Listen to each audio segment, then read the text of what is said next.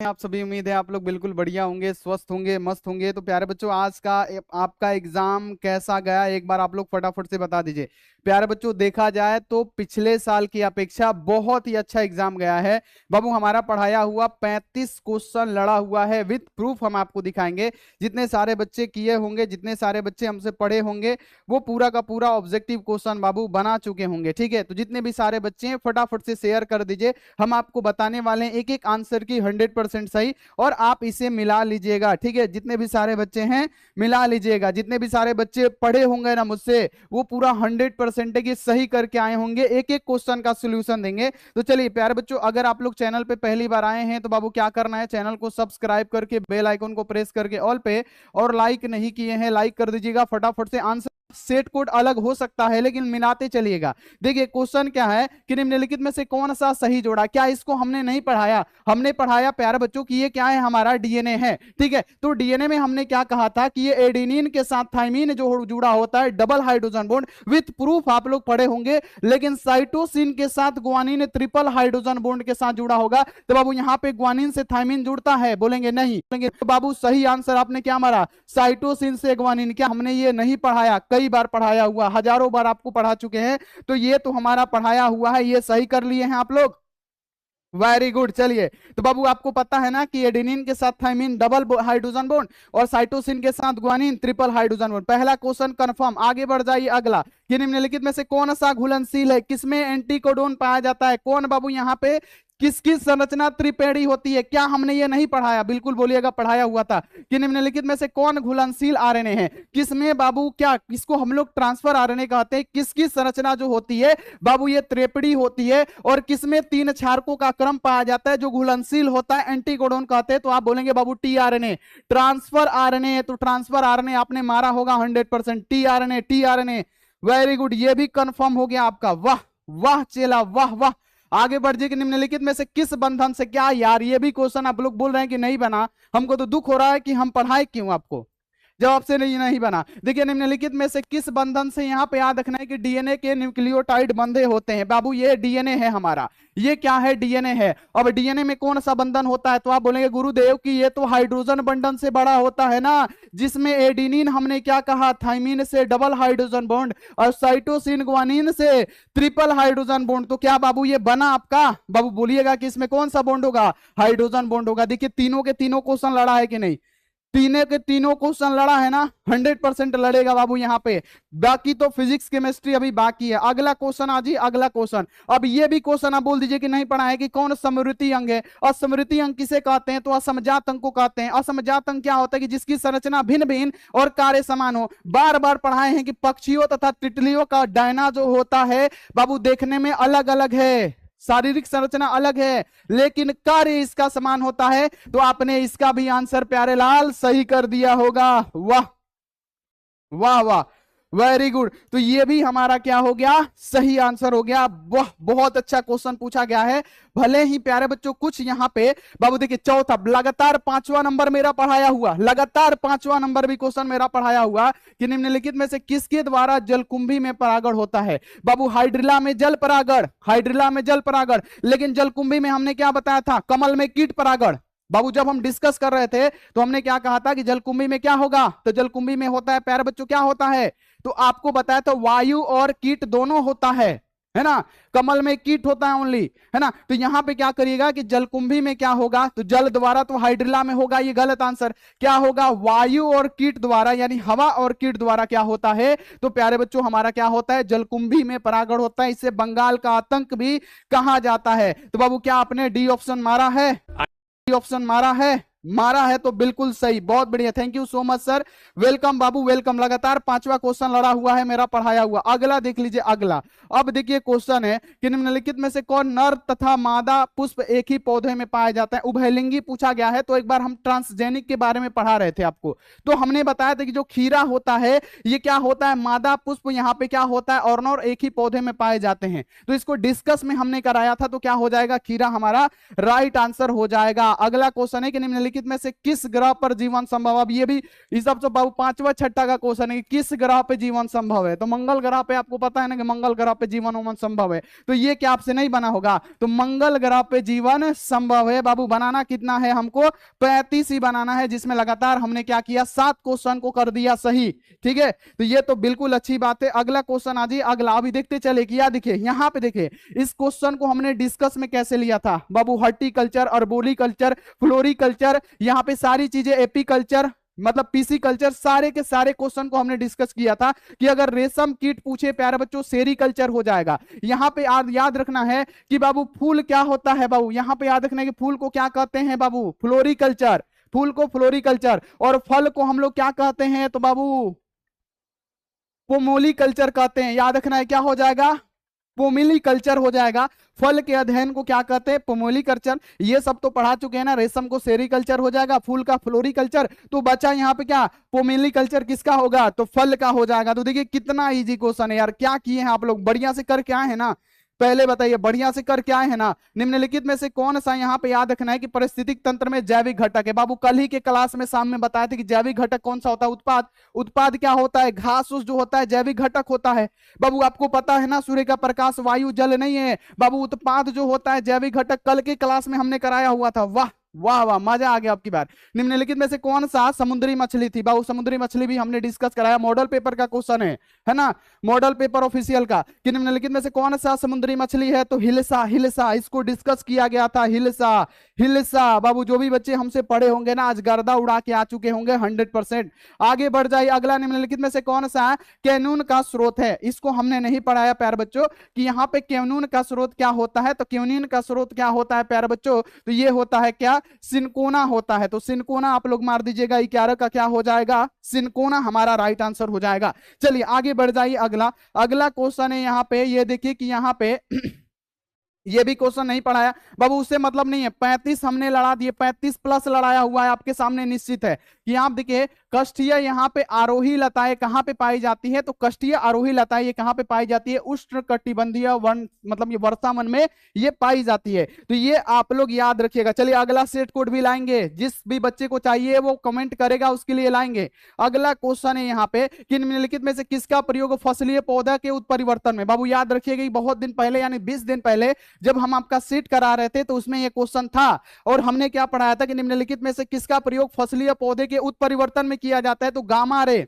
Gamma ray का प्रयोग क्या करते हैं? गामा जो किरण होता है प्यारे बच्चों, फसलों के उत्परिवर्तन में इसका कार्य होता है गामा रे का। तो ये भी पढ़ाया हुआ क्वेश्चन है। जितना भी सारे बच्चे होंगे खटाखट से क्या किए होंगे? मार के आए होंगे। निम्नलिखित में से ट्यूबर द्वारा किसमें कायकी प्रवर्धन होता है? तो ट्यूबर के द्वारा किसमें होगा? ट्यूबर के द्वारा होता है आलू में। बाबू किसके द्वारा? और इसको क्या कहा जाता है? अगर आपसे पूछा जाए किसमें कक्ष स्थल कलिकाएं होती है, तो इस आलू में भी होती है कक्ष स्थल कलिकाएं। ठीक है, तो ये भी आप लोग ध्यान में रखिएगा। अगला क्वेश्चन ये देखिए, अगला कि निम्नलिखित में से, अब ये भी क्वेश्चन बोलिए तो नहीं पढ़ाए बाबू, हमने पढ़ाया था कि ट्राइसेमी के कारण बहुत सारे बच्चे ट्राइसेमी मार के आए हैं। गलत आंसर कि ट्राइसेमी एक अधिक गुण सूत्र क्या होता है? मानव में 2n होता है, लेकिन अगर अधिक हो जाएगा तो क्या हो जाएगा? 3n, है ना? अब 3n को क्या कहेंगे? टेट्रासोमी।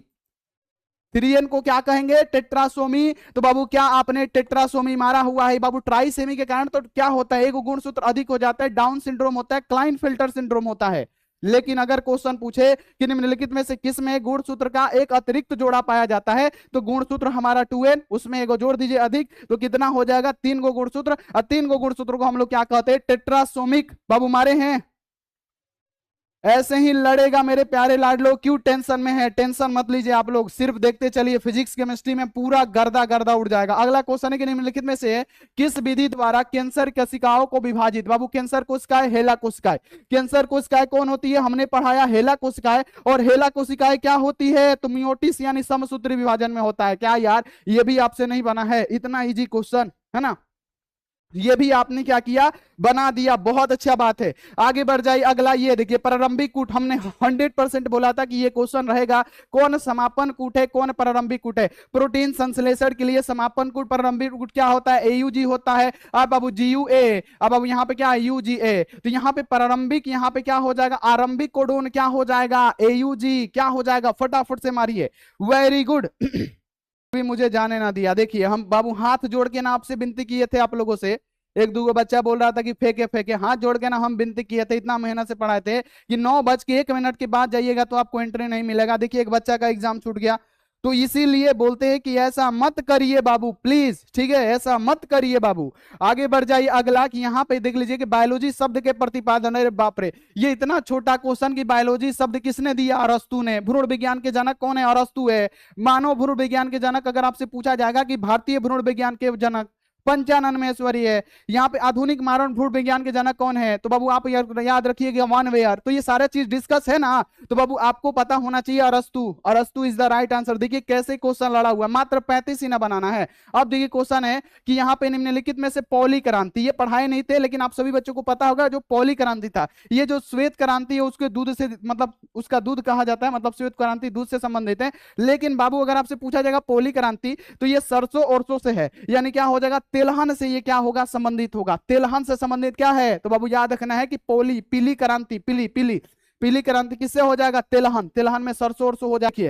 कोलेस्ट्रॉल की मात्रा को कौन कम करने में उत्तरदायी होता है? स्टेटिन। स्टेटिन, स्टेटिन मारे हैं तो स्टेटिन आप लोग मार दीजिएगा, बिल्कुल सही आंसर हो जाएगा। अगला क्वेश्चन आ जाइए कि यहाँ पे नग्न बीजियों में एंडोस्पर्म की प्रकृति क्या होती है? तो बाबू नग्न बीज में एंडोस्पर्मिक जो होता है अगुणित होता है, ये हैप्लॉइड होते हैं। एंडोस्पर्मिक जो होते हैं ये हैप्लॉइड होते हैं, जबकि जिम्नोस्पर्म जो होते हैं आवर्त बीजी पौधे, वो क्या होते हैं? ट्रिप्लॉइड होते हैं। तो ये सब सारी क्वेश्चन डिस्कस में पढ़ाया गया है, तो ये सब आप लोग ध्यान में रखिएगा।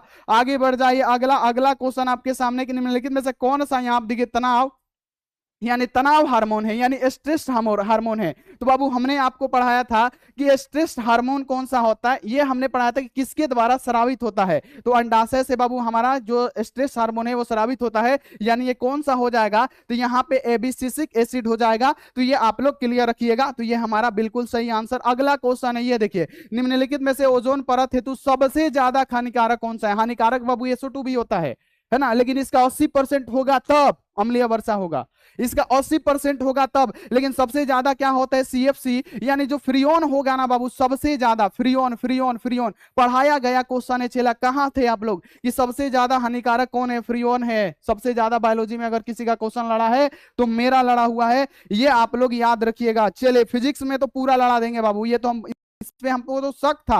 अब देखिए निम्नलिखित में से काजीरंगा, बाबू काजीरंगा कहाँ है? असम में। बाबू सुबह में ही कराए थे। काजीरंगा कहाँ है? असम में। असम में क्या है? गेंडा अभ्यारण्य है। असम में क्या है? गेंडा अभ्यारण्य है। तो बाड़िए बाबू गेंडा अभ्यारण्य, क्या आपने इसको सही नहीं किया है? बिल्कुल किया होगा, बिल्कुल किया होगा आपने। मात्र 35 ही ना बनाना है। भारत में यहाँ देखिए संरक्षित जैव मंडल, बाबू इसको क्या नहीं पढ़ाए थे? भारत के पास बाबू जैव विविधता हॉटस्पॉट हमने पढ़ाया था 3 है, और टोटल जैव विविधता हॉटस्पॉट की बात करें 34 है। लेकिन संरक्षित जैव मंडल हमने क्या कहा था? 18 गो है।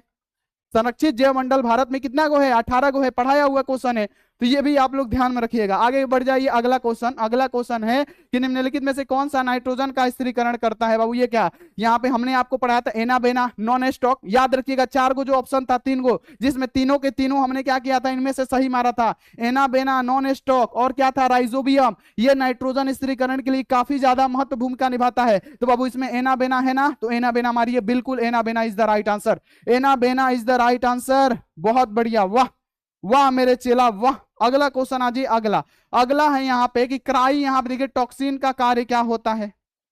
तो क्राई टॉक्सिन के बारे में अगर आपसे पूछ रहा है तो बाबू क्या होगा? कोशिकाओं को ये फुला देता है कि बाबू यहाँ पे मध्य अंत, यहाँ पे एंथैल्पियम के बंद, मतलब क्या बंद करते हैं, ये नहीं पढ़ाए थे। यहाँ पे आंत की कोशिकाओं को तोड़ देता है कि इनमें से एक से अधिक कार्य करता है, तो इनमें से एक से अधिक कार्य करता है, आप लोग मार दीजिएगा। अगला क्वेश्चन आ जाइए। अगला कि निम्नलिखित में से कौन सा परिदल पुंज का भाग है? तो बाबू परिदल पुंज क्या होगा? तो हमारा हिसाब से बाबू क्या होगा? परिदल पत्र होगा, परिदल पुंज, ठीक है। दल पुंज आपको पता ही होगा क्या होता है। निम्नलिखित में से पूछा गया है कि कोशिका गतिशील होती है, अब बताएं। अब ये अगर आपसे नहीं बना होगा तो फिर आप बायोलॉजी किस लिए पढ़े हैं जी? कि कौन सी कोशिका जो होती है गतिशील होती है? बाबू आपको पता है कि ये जो क्या है? शुक्राणु है। अब शुक्राणु बाबू गति किसके द्वारा करता है? पूछो के द्वारा। और इसके मध्य में क्या? माइटोकॉन्ड्रिया पाया जाता है, जो शुक्राणु को संचालन यानी गति करने के लिए ऊर्जा प्रदान देता है। ये तो पढ़ाए थे ना हम लोग। तो गतिशील क्या? तंत्रिका कोशिका गतिशील होती है, आप बोलेंगे नहीं। यहाँ पे त्वचीय कोशिका गतिशील होती है, अंड कोशिका गतिशील होता है, आप बोलेंगे नहीं। ये जो शुक्राणु कोशिका होता है ये तो गति करता है ना, स्पर्म गति करता है पूछो से।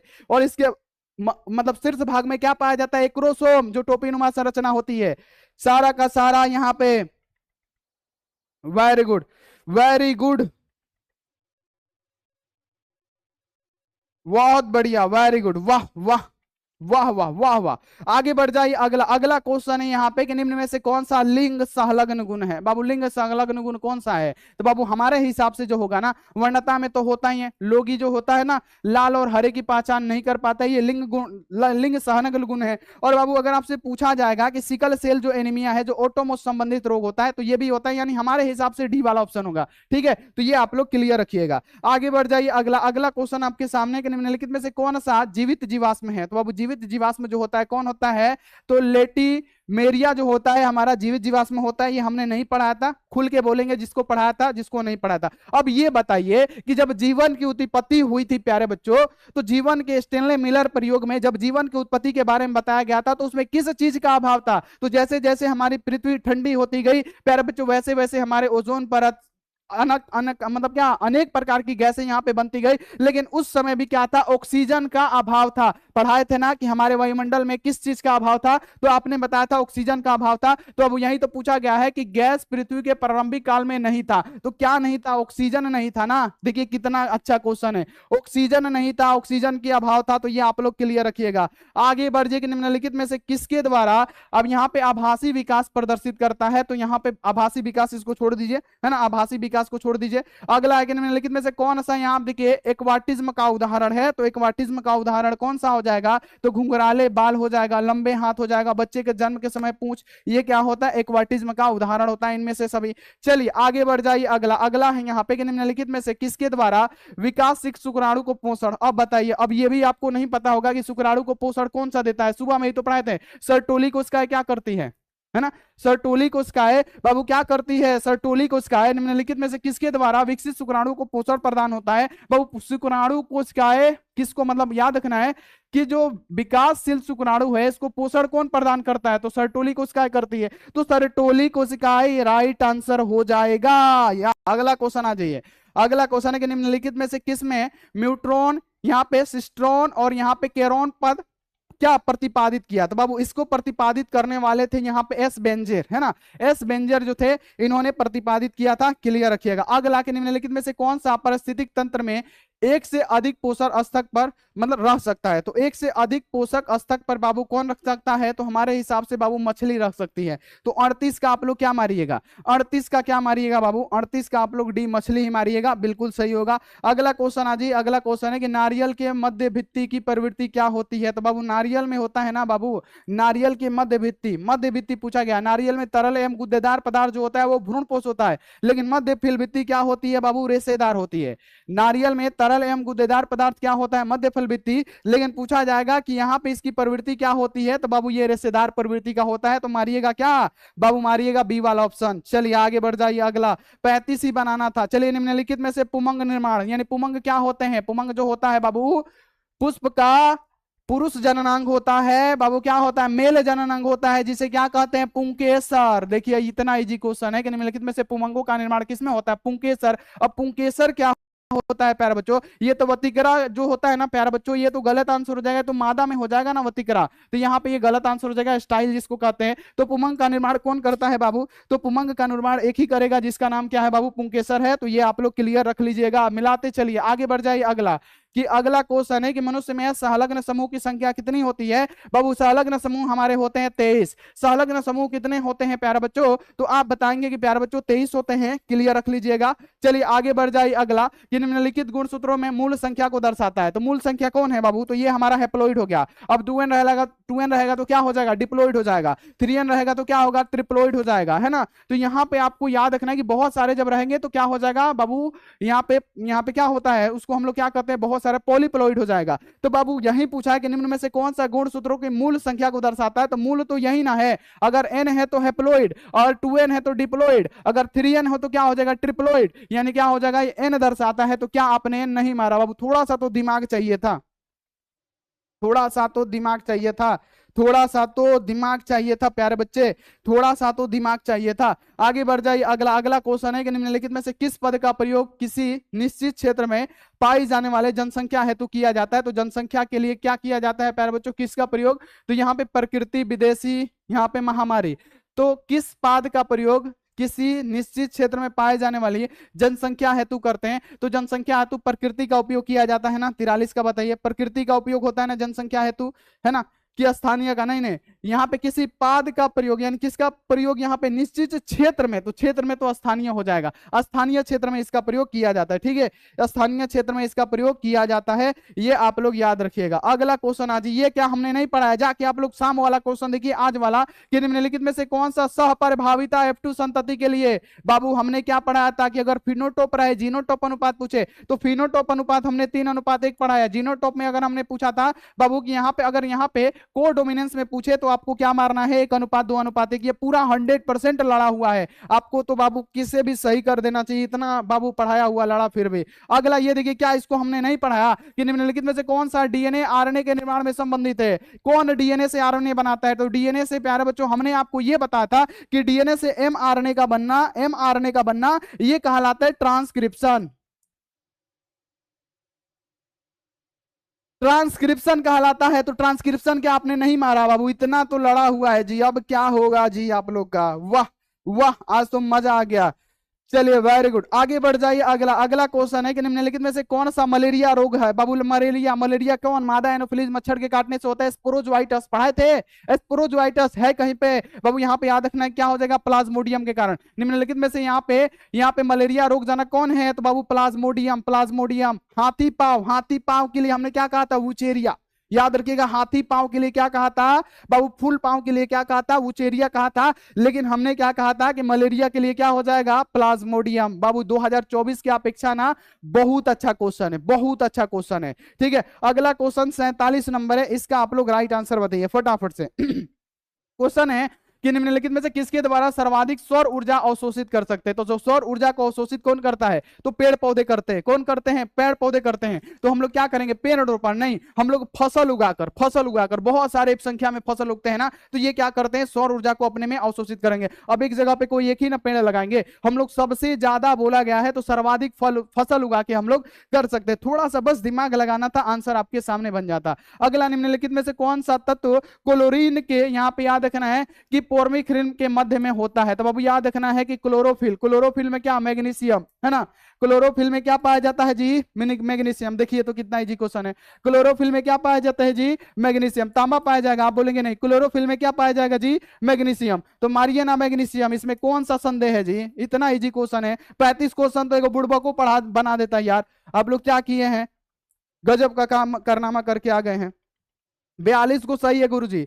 वाह, तो 42 को नहीं ना बनाना था चेला, 42 को नहीं बनाना था, बनाना था कितना? 45 को बनाना था, 45 मतलब सॉरी 35 को बनाना था, ठीक है। निम्नलिखित में से किस पौधा में, यहाँ पे याद रखना है कि यहाँ पे फोस्फोइलोन, यहाँ पे पायरुवेट CO2 को ग्रहण करता है, तो ये हमने नहीं पढ़ाया था, इसका राइट आंसर हो जाएगा C3, ठीक है, याद रखिएगा। आगे बढ़ जाइए। अगला कि यहाँ पे निम्नलिखित में से पूछा गया है कि लेक ओपेरोन, बाबू लेक ओपेरोन, बाबू याद रखना कि लेक ओपेरोन मॉडल किसने दिया? जेकब तथा मिनॉर्ड ने दिया। और ये क्या करता है? जिन के रेगुलेशन को दर्शाता है। कौन जिन? तो जेड जिन के रेगुलेशन को दर्शाता है, जेड जिन के रेगुलेशन को दर्शाता है। तो ये आप लोग क्लियर रखिएगा। 50 का आप लोग क्या मारे हैं बाबू? 50 का आप लोग ए वाला ऑप्शन मारिएगा। चलिए, निम्नलिखित में से कौन सा यौन संचारित रोग? बाबू सीना ठोक के कहे थे ना कि यौन संचारित रोग आएगा। ऐसे ही कितना इजी क्वेश्चन, एकदम इजी इजी की बात करें ना तो 20 से 25 क्वेश्चन एकदम इजी है कि जो आप बना सकते हैं 35 में से। बाबू ये देखिए, निम्नलिखित में से कौन सा यौन संचारित रोग है? Syphilis, gonorrhoea, hepatitis B, AIDS, ये सब क्या है ना, सुजाक, है ना,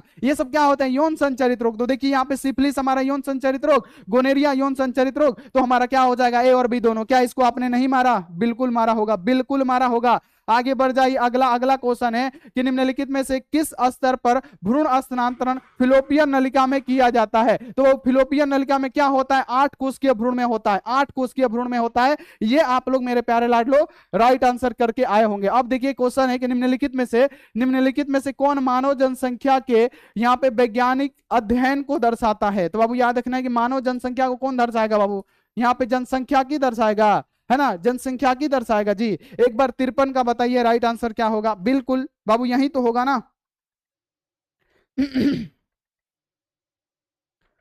वाह वाह, जब आपको देखते हैं तो सारा क्वेश्चन याद हो जाता है, ऐसे जाते हैं तो गलती हो जाता है। वाह वाह, वाह वाह वाह चेला, वाह वाह वाह वाह, देखते हो तब याद आता है जुनेद। 39 का 100% सही है, रेशेदार होता है। बहुत मार मारेंगे। 39 का 100% तुम गलत मारे हो। चलिए क्वेश्चन यहाँ पे आ जाइए। अगला क्वेश्चन आपके सामने है। अगला क्वेश्चन है कि निम्नलिखित में से मनुष्यों की त्वचा का रंग कौन निर्धारित करता है? तो बाबू यहाँ पे कौन मात्रात्मक लक्षण होता है? बाबू त्वचा का रंग क्या है, हमने ये पढ़ाया था। कौन जो है मात्रात्मक लक्षण का उदाहरण है? ये क्वेश्चन हमने सुबह में कराया था। ये आपको बनाना नहीं का उदाहरण है। तो आपने कहा था कि मात्रात्मक लक्षण हमारा त्वचा का रंग होता है। ये क्वेश्चन कराया था ना, 10-12 बार काल से लेके 2-3 दिन से लेके करा चुके हैं कि मात्रात्मक लक्षण का उदाहरण कौन सा है? तो बाबू त्वचा का रंग। उल्टा पूछ दिया है कि कौन है त्वचा का रंग का निर्धारण, कौन है जो मात्रात्मक लक्षण होता है, जो त्वचा का रंग होता है। देखिए कितना इजी क्वेश्चन है यार, वाह। अगला क्वेश्चन आ जाइए। अगला अगला है कि यहाँ पे कि यहाँ पे क्या न्यूरोएस्पोरा में 8 यहाँ पे एस्कोरोपोर होते हैं, जिसमें क्या होता है, एक अर्धसूत्री होता है, एक मियोटिक्स होता है और एक समसूत्री विभाजन होता है। तो ये हमारा क्या हो जाएगा, राइट आंसर हो जाएगा मेरे बच्चे। आगे बढ़ जाइए। अगला कि यहाँ पे महिला रूपी यहाँ पे लक्षण वाले पुरुष को क्या कहते हैं? देखिए क्या पूछ दिया है, क्लाइन फिल्टर तो दिया ही नहीं है जी। गाइनोफॉर्म कहते हैं, ये हम नहीं पढ़ाए थे, ठीक है। यहाँ पे इसको क्या कहते हैं, पॉलीफॉर्म नहीं, गाइनोफॉर्म कहा जाता है ना। 56 का गाइनोफॉर्म ही होगा, ठीक है। 56 का गाइनोफॉर्म ही कहा जाता है, ठीक है, याद रखिएगा। अगला क्वेश्चन यहाँ पे आ जाइए। अगला क्वेश्चन है कि निम्नलिखित में से, बाबू देखिए अब ईख की बात किया जा रहा है कि ईख की बुआई कैसे होती है। आपने क्या गन्ना बुआता हुआ नहीं देखा है? आपने क्या गन्ना बुआता हुआ नहीं देखा है?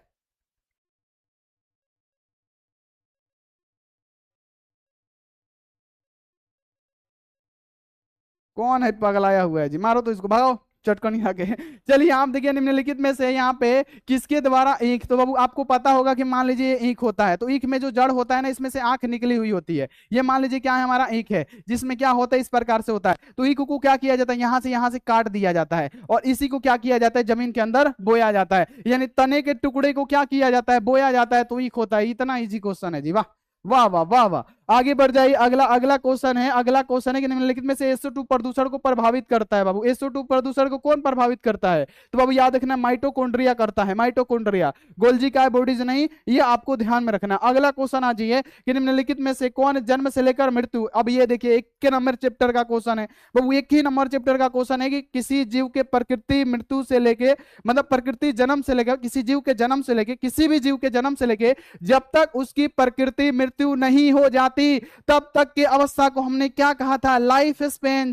क्या कहा था बाबू, जीवन काल कहा था। सबसे पहला क्वेश्चन ही लड़ चुका है चैप्टर 1 का कि किसी जीव के बाबू जन्म से लेके उसकी जब तक प्रकृति मृत्यु नहीं हो जाती तब तक की अवस्था को हम लोग क्या कहते हैं, जीवन काल। यार 2024 की अपेक्षा ना बहुत खुशनसीब है आप लोग कि ऐसा ऐसा क्वेश्चन आया हुआ है ना। अगर 2024 जैसा आता तब क्या होता आपका हाल, बताइए। अगला के निम्नलिखित में से किस हार्मोन से द्वारा, ये जो सर्टोली कोशिका है, सर्टोली कोशिका वृषण में पाई जाती है, शुक्राणु को प्रोत्साहित करती है और ये FSH नियंत्रण करता है, इसको FSH, है ना। तो ये भी पढ़ाया हुआ क्वेश्चन है मेरे लाडलो।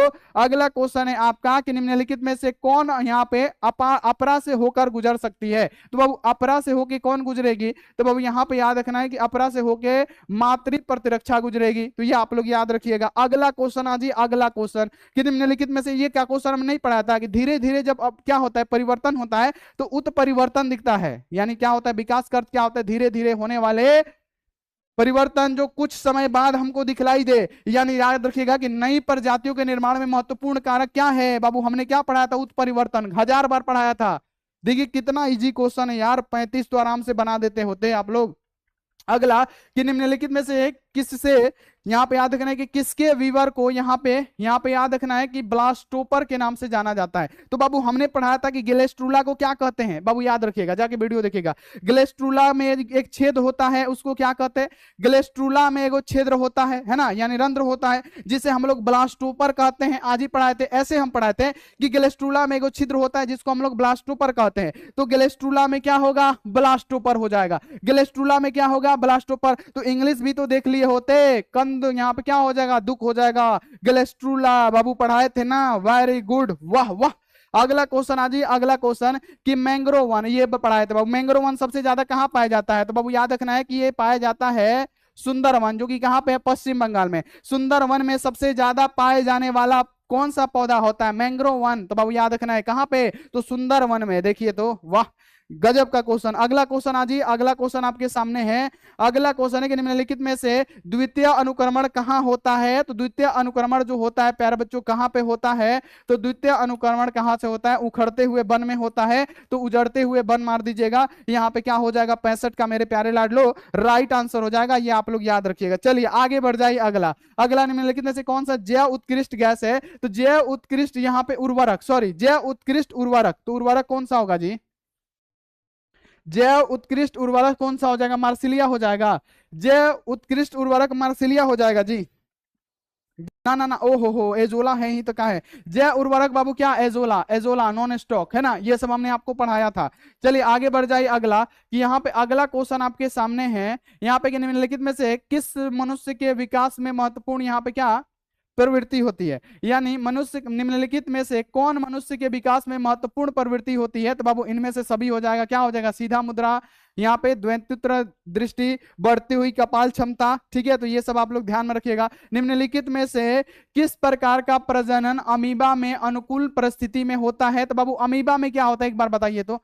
ये हमने नहीं पढ़ा था कि अमीबा पैरामीशिया में द्विखंडन की क्रिया होती है, और अनुप्रस्थ द्विखंडन किस में पाया जाता है? पैरामीशिया में अनुप्रस्थ द्विखंडन होता है, लेकिन अमीबा में क्या होगा? द्विखंडन होगा। ये हमने आपको समझाया था कि ये हमारी अमीबा है जिसमें एक जनन कोशिका होती है। ये क्या होती है? दो खंडों में अब क्या होने लगती है? टूटने लगती है और ये विखंडित हो जाती है। क्या द्विखंडन आपने मारा है? इसका राइट आंसर मारा होगा ना, पूरा का पूरा राइट आंसर द्विखंडन। द्विखंडन इज द राइट आंसर, मारे है ना? वाह बाबू, फिजिक्स केमिस्ट्री तो पूछो मत, फिजिक्स केमिस्ट्री में तो पूछो मत, जो डर था इसी का था, लेकिन ये बहुत अच्छा हुआ। अब देखिए कि मनुष्य में शुक्राणु की क्षमता, यहाँ पे क्षमता कहाँ विकसित होती है? तो बाबू क्षमता का मतलब क्या? शुक्राणु कहाँ पे विकसित होते हैं, है ना बाबू? शुक्राणु कहाँ पे विकसित होते हैं, है ना?